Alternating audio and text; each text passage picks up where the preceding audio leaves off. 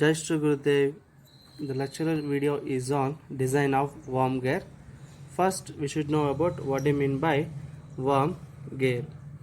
The worm gears are the gears which are used to transmit the motion and power from one shaft to another shaft, which are neither parallel and not intersecting. Now consider this is the axis of the one gear, that the gear is called as a worm or a screw. This is in the horizontal axis. Another one is worm wheel or worm gear. It is perpendicular to the axis of the horizontal axis, right? Now these two shafts, the axes are neither parallel nor intersecting. Then I want to transmit the power from one shaft to the another shaft. Then we go for use which are neither parallel or nor intersecting. Then we go for use worm gear. And this worm gear is also mainly used for high velocity reduction ratio. Its value is from 60 to 1. So what is the velocity ratio? As you know that, so velocity ratio is, it is the speed of driver to the speed of driven, right? As the driver rotates 60 rotation, the driven rotates only 1 rotation. There is a high velocity reduction ratio, reduction ratio, right?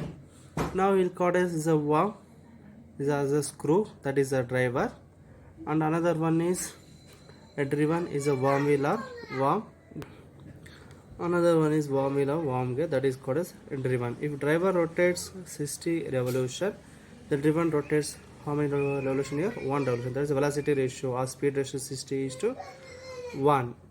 Right? Now comes to that, now where do we use this worm gears? So worm gears already you used in the milling machine, the indexing of milling machine, right? As you want to rotate the arbor for gear cutting of the gear cutting in the milling machine, so we'll go for indexing it, right? So for a number of rotation in that indexing in that, right, then the arbor or the speed or the shaft, then the what is called as a workbench is rotate, right? That is there we use worm gear, right? In other machine tools also we use the worm gears, lathe, milling machine, in elevators and lifts and drilling machine, there we use worm gear, right? Now this is the front view of the worm gear. Now in this again, what are the notations we use here? Now these are the called as worm or screws. With respect to axis, horizontal axis, what is the inclination of the tooth or screw is called as a helix angle, that is beta. With respect to vertical line, vertical, that is called as a lead angle. As you know, lead means the advanced movement of the screw or a nut by rotation of one complete rotation, right? We know that lead is equal to pitch into number of screws or number of stars or number of threads, right? Now this is the side view of that picture, right? Then we'll go for this. Then what is the main disadvantage of worm and worm gearing is, the main disadvantage of worm gear is it's having high sliding velocities across the teeth. When you contact the screw and the gear, worm gear, it is having high sliding velocities across the teeth. Means it's a what type of contact here? Surface contact. That's why high sliding contact it is. Due to high sliding contact, what happens? The heat is generated. Then you go for dissipate the heat by using a coolant, right? And second one is advantage of this here is also self-locking. What is mean by self-locking here? Now if you rotate the worm in clockwise direction, worm will rotate also in clockwise direction, right? Suppose if you rotate in anti-clockwise direction here, the worm will not rotate here, it will locked here. There will no motion and power transmit in opposite direction. This figure you can see in the data handbook, figure number 23.86, right? Then you go for design of worm gear. Now what do you mean by design of worm gear? As you know that it's an iterative process of assigning specifications of worm gear to withstand load or to do its function, right? Yeah, what are the specifications of worm gear? The first specification of worm gear is a shape. The shape, the tooth form is a 20-degree FDI, right? Shape of the tooth is a 20-degree full depth involute. What is the size? The diameters, a number of teeth on worm and worm wheel. Then what is the material and methods? Now worm is made up of a ductile material and it is tough. Example, carbon steel, alloy steel and nickel and chromium steel. But worm wheel is made up of soft and comfortable material, the soft material, that is phosphorus branch. Now we'll go for arrangement of parts. Arrangement of parts is like this. It transmits the motion when two shafts are neither parallel nor intersecting. Now these are the specifications of worm and worm gear. Now what are the different loads are acting here? One is the static load. The static load due to the normal force, they resolve into two components. One is tangential force, another one is radial force, third one axial force. The second one is dynamic load due to accelerated, due to impact load, the dynamic load is occurred. Then due to contact, this line to line, or it may be surface contact, wear load occurred. Now here one more is efficiency. Efficiency of the worm gear is output by input, that is work done by driven gear to the work done by driver gear. Last one, thermal rating, then determine what is the heat generated and how much heat is dissipated. Now we'll go for, if heat generated is less than heat dissipated, then no artificial cooling is required. Now terminologies used in worm gears. Now refer the figure 23.86 from design data handbook. Now what is the A? A is nothing but is a central distance between the worm and worm gear, that is d1 plus d2 divided by 2. Now see the center distance between the two shafts. This A, that is diameter of the worm gear plus diameter of the worm wheel divided by 2. That is the notation we use A. Now capital A is used for radiating surface area. For once heat generated in that, then it will dissipate the heat. What is the area which is dissipated here? Heat dissipated on that surface area, that is the gear housing it may be. Now B is nothing but face width of the worm gear. C is nothing but service factor. If this value is not given, assume CS value is 1. Now D is the physical diameter. The suffix 1 we use for worm, suffix 2 we use is a worm wheel. F is nothing but force. Again in that suffix N nothing but normal force. Another suffix T use tangential force. Another one suffix R radial force. Suffix A if you use the axial force. Now what is the H is nothing but is the heat transfer coefficient, conventional heat transfer coefficient. Capital H is nothing but heat. It may be heat generated and heat dissipated. I is nothing but, as you know, there is a velocity ratio, right? And one more is we use here L. What do you mean by L? Now we will not use this capital L, the notation. M is nothing but a normal module. M is nothing but Mn is a normal module. N is nothing but speed in RPM for driver and driven. P is nothing but is a pitch. It may be axial pitch or it may be a lead, a transverse pitch. Q is nothing but diameter coefficients. The diameter coefficient is nothing but diameter of the driver to the module. R is nothing but physical radius of the gears, right? Yes, now small t is nothing but temperature, and V is nothing but velocity, Y is nothing but Lewis-Strauss form factor, and Z is nothing but number of teeth. Now Z suffix 1 is nothing but what? Number of stars or threads in worm. Z suffix 2 number of teeth in worm wheel. The M is nothing but module mx, the normal module, right? That is M into cos gamma. Gamma is nothing but is the lead angle with respect to vertical line, with respect to the vertical, the line and the inclination of the tooth, that is called as a lead angle, right? Yes. Now similarly go for D1, D2. Now D2 is nothing but M into Z2, as you know that. Next Q is the diameter coefficient, Px axial pitch, Pz is lead, and the corresponding the equation you can see in the from the data handbook. Then gamma is nothing but lead angle. You know that tan gamma is equal to Pz by pi d1. You refer the equation number 23.553. As you know that what is the lead? Lead is nothing but Px into Z1, right, divided by pi d1. Now pi get cancelled. What is sorry? Px is nothing but what? Px is nothing but axial pitch, pi into m. Substitute pi into m. Z1 divided by pi into d1. Pi get cancelled. M into Z1 by d1. As you know that what is the d1 by m is nothing but q. That is send this m numerator denominator. d1 by m is nothing but q. That is Z1 by q. Now this formula we use later. That's the 23.553. Already we know the center distance is d1 plus d2 divided by 2. Next, lead is nothing but is the amount of the helix advances axially, means for the one turn about the pitch cylinder. If you rotate one turn of the screw, how much axially it moves, that is called, that decide the lead, and it is equal to number of threads and times the pitch. That is, lead is equal to number of threads and the pitch, axial pitch. As you know, axial pitch is nothing but pi into m, that is into z1, that is equation number 23.528. As already you know that lead angle, right? And circular pitch is similar to the what we discussed in the spur gear also. It is circular pitch is equal to pi d2 by z2. Then velocity ratio, the speed of driver to the driven, that is equal to number of teeth and driven to the driver. Now here d2 by d1 will not come because these are not these two shafts are not what we called as not neither parallel nor intersecting, and worm is nothing but a screw. Will not use d2 by d1. Be careful about here. It is pi d2 by p suffix z. That is equation number 23.527.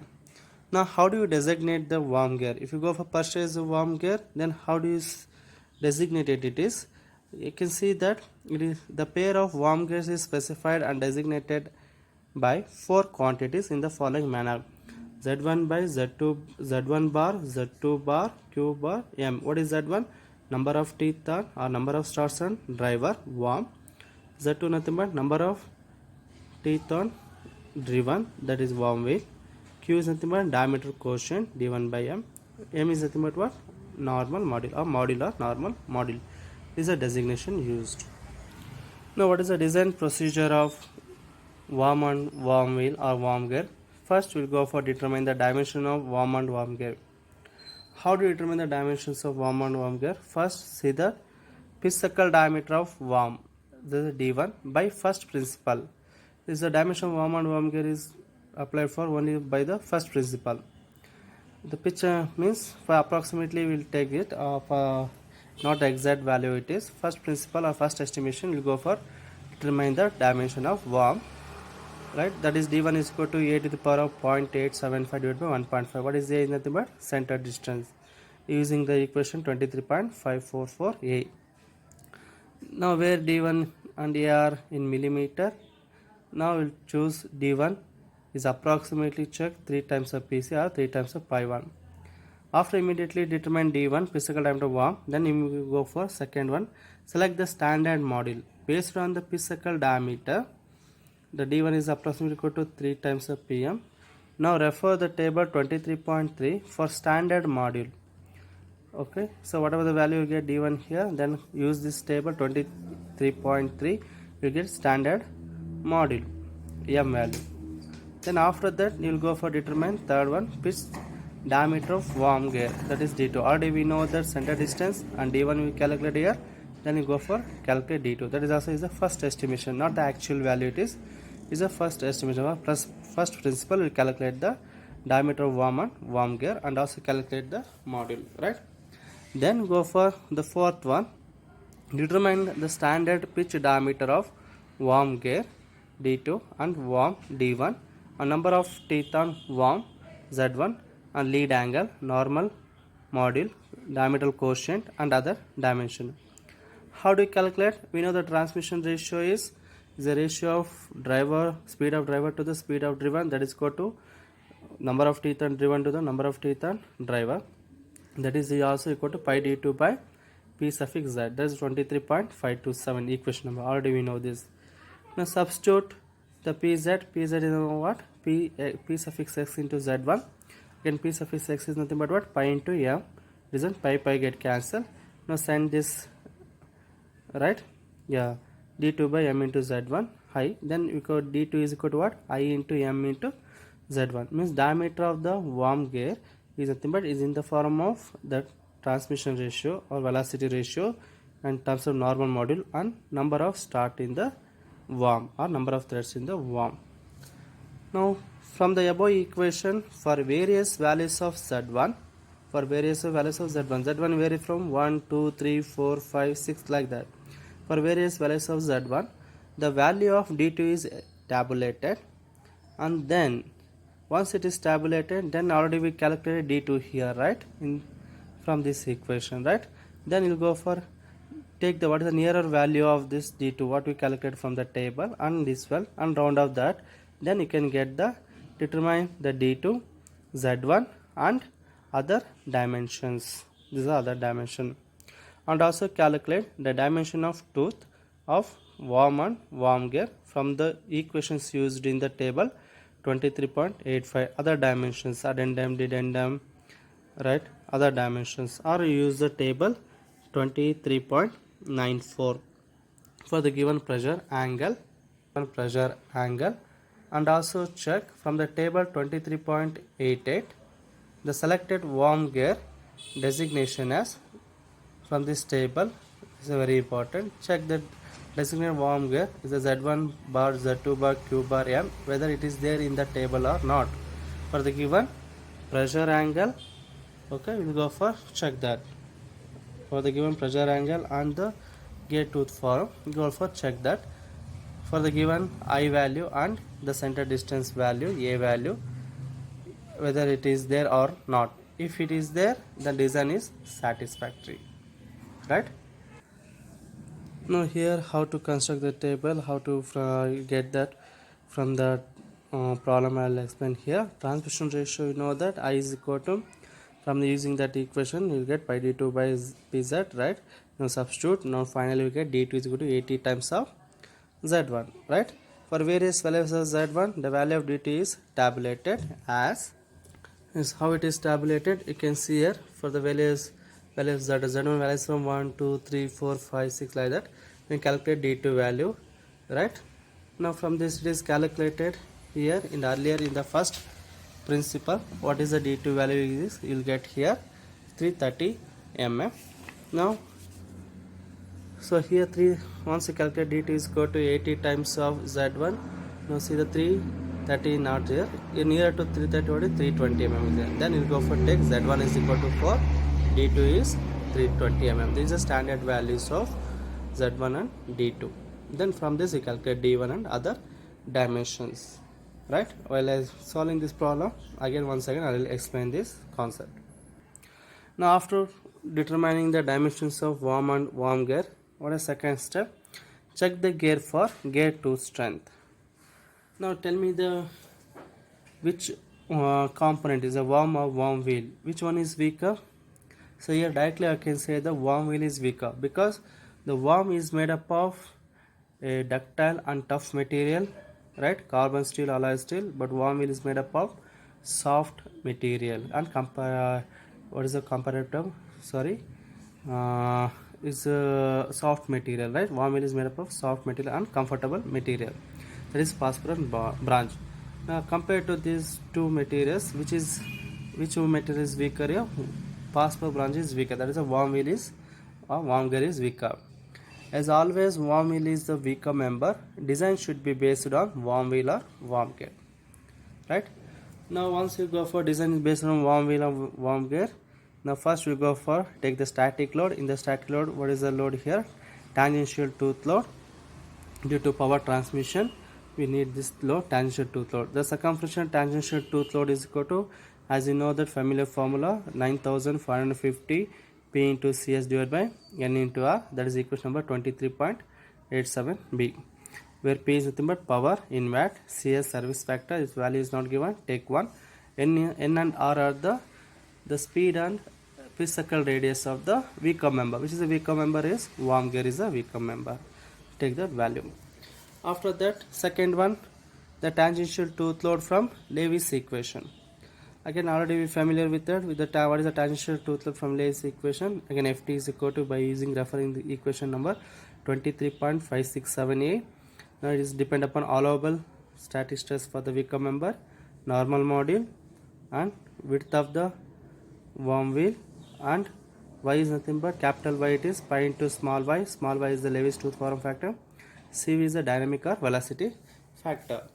Now sigma naught, nothing but sigma naught to allowable static stress for weaker member, there is a worm wheel. How do you get? Refer the table 23.96.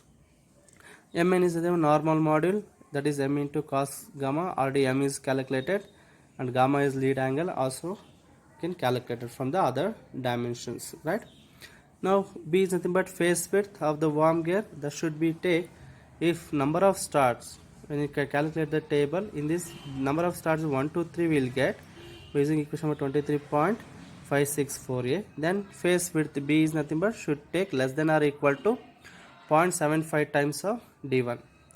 If for z is equal to 4 or greater than the 4, by using refer the equation of 23.564b, then face width is less than or equal to 0.67 times of d1.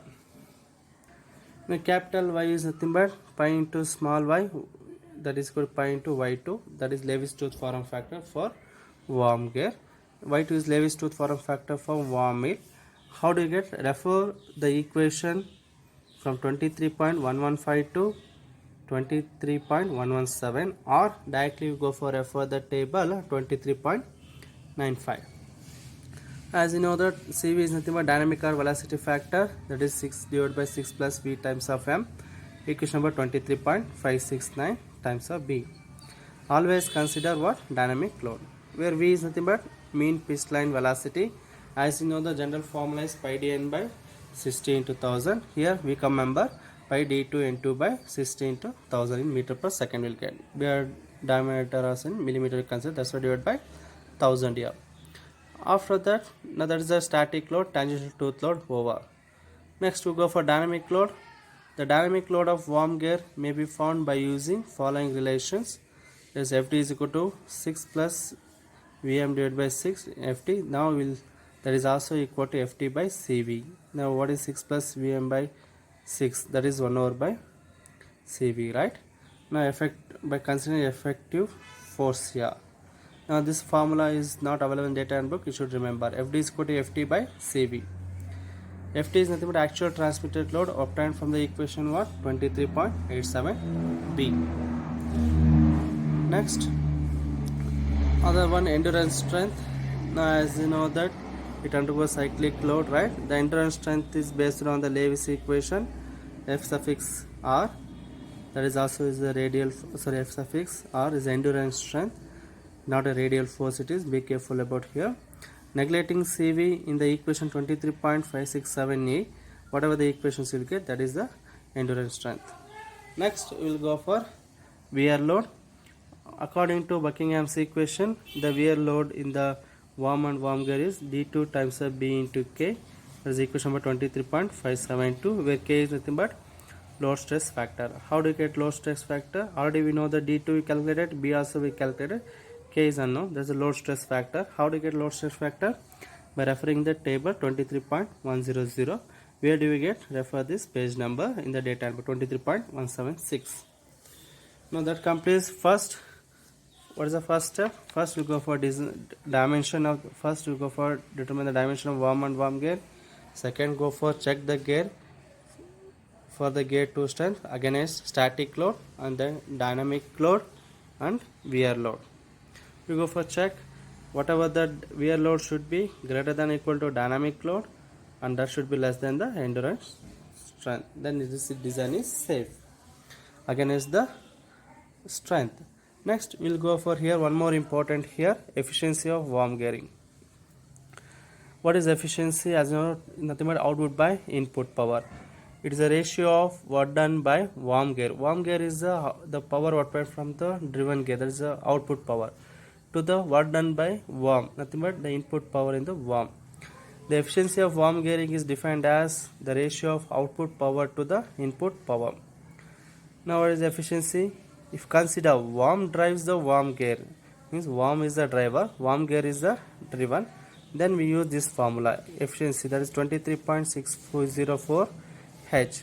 In this, see that tan gamma is nothing but lead angle, or do we calculate alpha n is normal pressure angle. If you not given, take 20 degree FDI, alpha n is equal to 20 degree.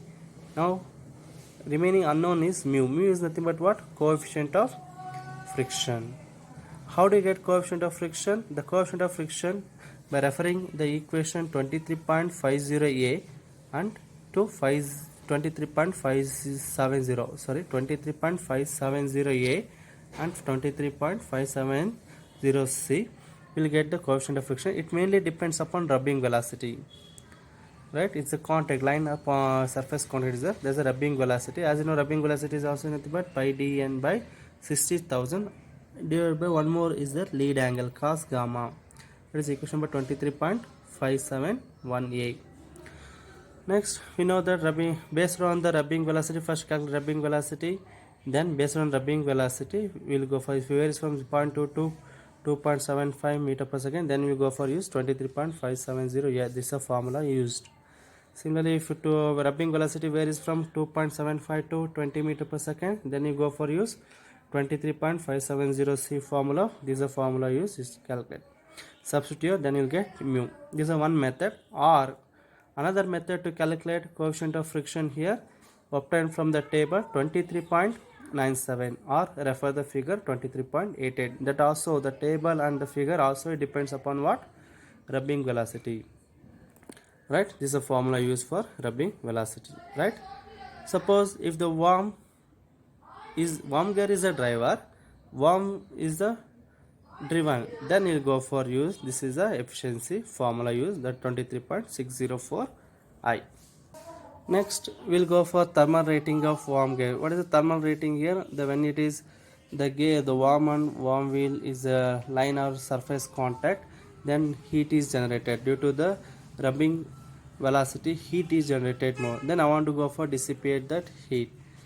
How much heat is generated? Then I'll go for dissipate the heat. Then in worm gearing, the heat generated due to the work lost in friction must dissipated in order to avoid overheating of the drive and lubricating oil.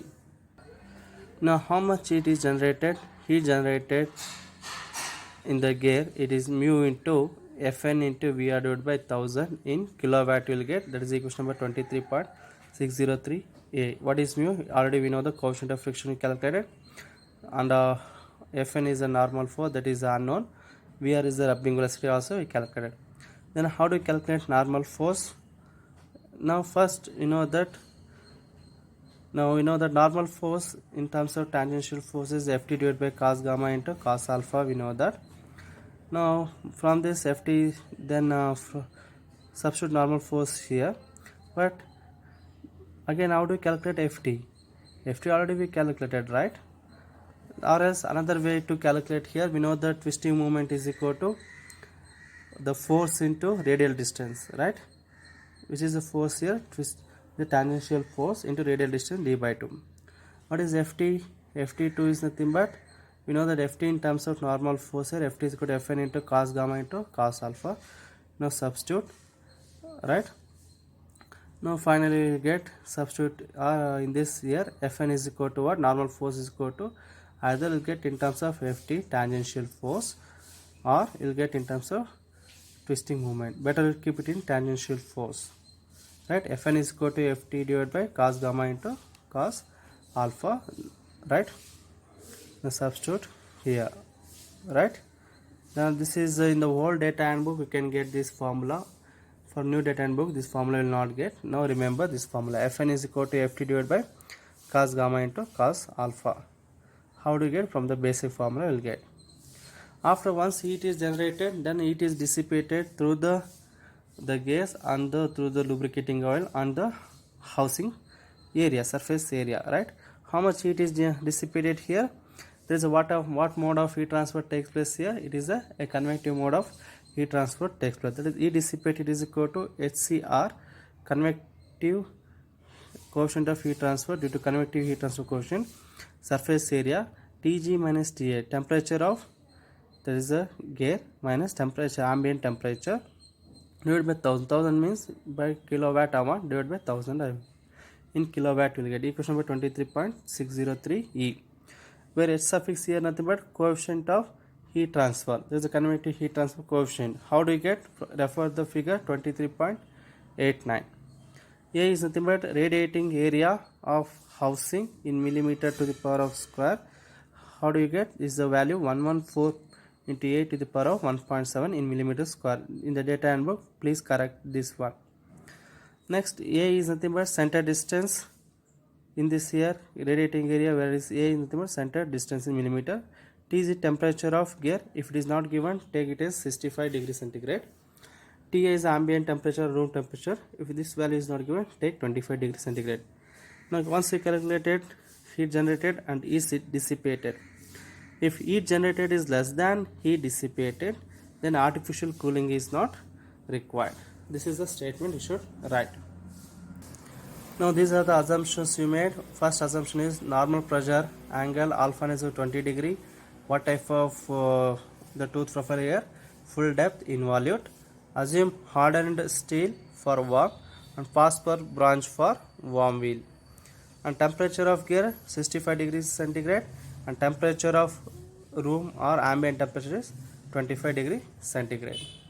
And one more important thing is self-locking in the worm gear. If the efficiency of the worm gear is less than 50%, then the worm gear is not able to transmit the motion and power. That's why it called as a self-locking gear. That's also another one. Okay, now this is the design procedure. First, determine the dimension. Second one, design against the strength by applying load. That may be static, dynamic or wear. Third one, determine the efficiency of the gear. And fourth one is what is the heat thermal rating of the worm gear, heat dissipated, heat generated. Thank you for watching this video. If you have any doubt, please contact to my number. Thank you one and all.